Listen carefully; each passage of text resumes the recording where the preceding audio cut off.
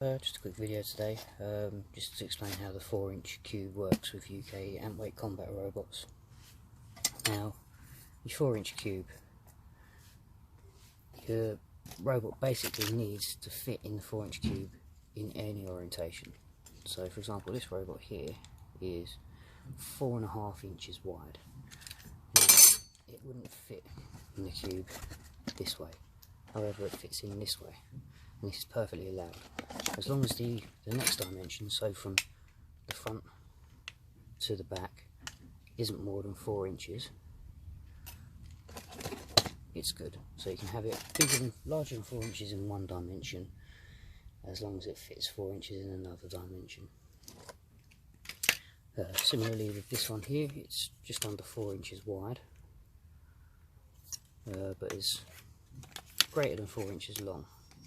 So from the wheel, it's just under 5, so 4 3/4 inches.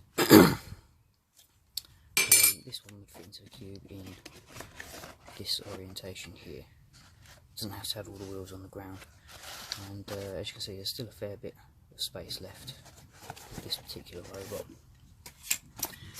With odd shaped robots like this, now this obviously is bigger than the 4-inch cube, to the point where it won't fit in like that, but it fits in when closed. And the rule states that if you have a robot that expands, it needs to start the match in the form where it'll fit in the cube.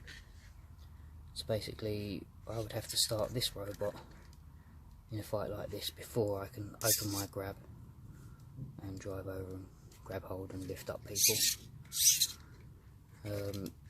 So that's the only rule. You're allowed to have a robot which gets a hell of a lot bigger than the 4-inch cube, but it needs to start being able to fit in the cube at the start of any match.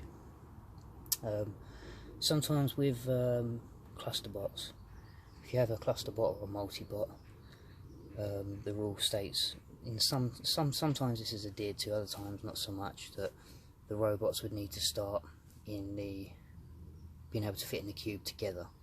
So if you had two robots that would stack on top of each other in the cube as a cluster bot, you'd technically have to start with it stacked on top of each other in the cube. Although every event that I've been to, no one really sticks to this rule, and you can generally start your cluster bots however you like.